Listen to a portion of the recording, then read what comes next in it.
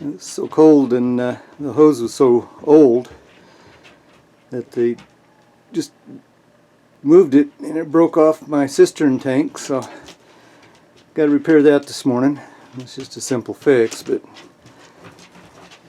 I'm going to go feed the chickens and go get a load of water for the tank. It's getting kind of low.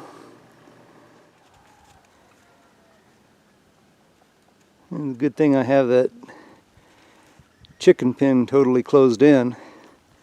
Had a whole pack of coyotes come through here the other night.